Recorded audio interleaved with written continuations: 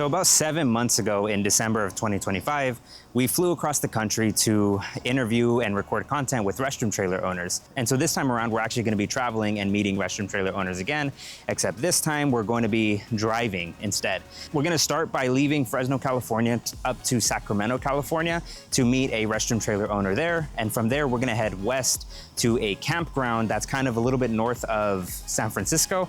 We're going to camp there. Then the next day, we're going to go up to Oregon to another campground, camp there again. Then we're going to go to Vancouver, Washington, which is the northern part of Portland, Oregon, basically. And so we're going to interview a Restroom trailer owner there, head up north a little bit to Ridgefield, Washington, interview a Restroom trailer owner there, film some content, then head up to Seattle, where we're going to be there for a couple days. Then on our way back, we're going to stop in Santa Rosa, California to film content and interview a Restroom trailer owner there. Now, I'm really looking forward to it. It was awesome when we did it last time, 7 months ago when we traveled across the US. So this time, we're just gonna be driving up north through a couple states and have fun while we're doing it.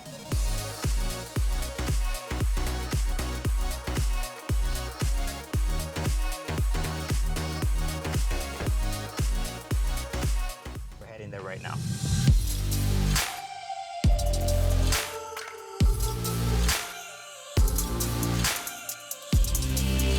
All right, so we made it. We're with Scott from Preferred Site Services out here in Wilton, California. He services Lodi, Sacramento, Elk Grove, and also.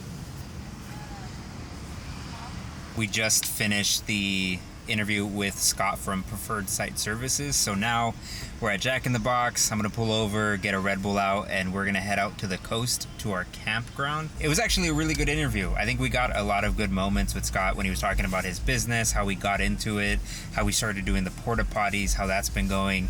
I really enjoyed talking with him. It was nice getting the perspective from an owner who also wanted to get into the plastics.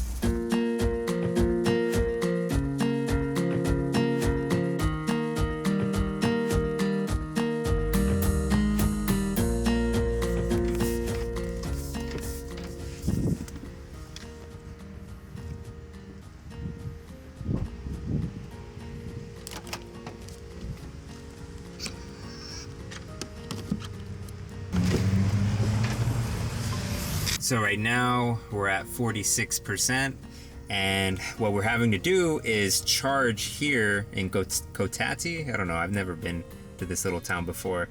We're having to charge here to get all the way to our campground right over here, right off the one.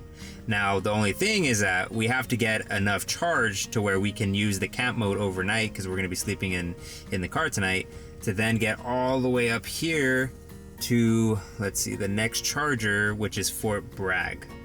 Now we have to kind of sit here till the car gets to like 80% or 90% just to have enough charge to get all the way up to the north part right here. That's the only thing that's kind of a little annoying sometimes about having this car, is that like in an area like this, there's no chargers, so we just have to charge a little extra, more than usual, just to get to the next spot.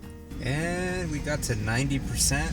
It's saying we're gonna get to the campground with 71%, and then we're gonna get to the next charger at 43%. It's like really blurry.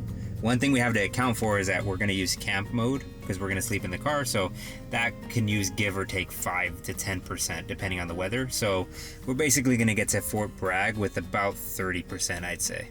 We had to stop to get some ice at this Chevron. There was no firewood, so it's really dark.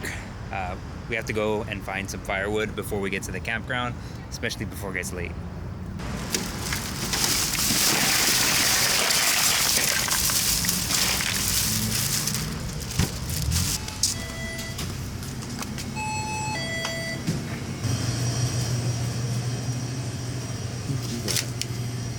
Okay, we found some firewood.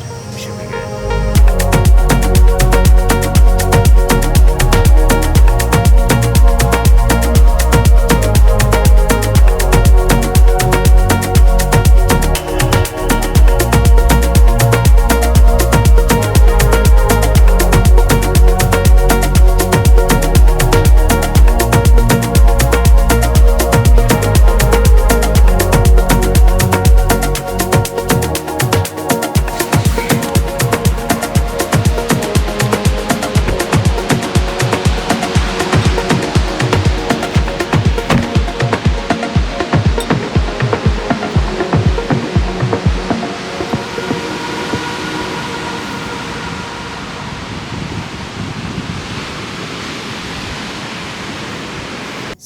finally made it to the campground.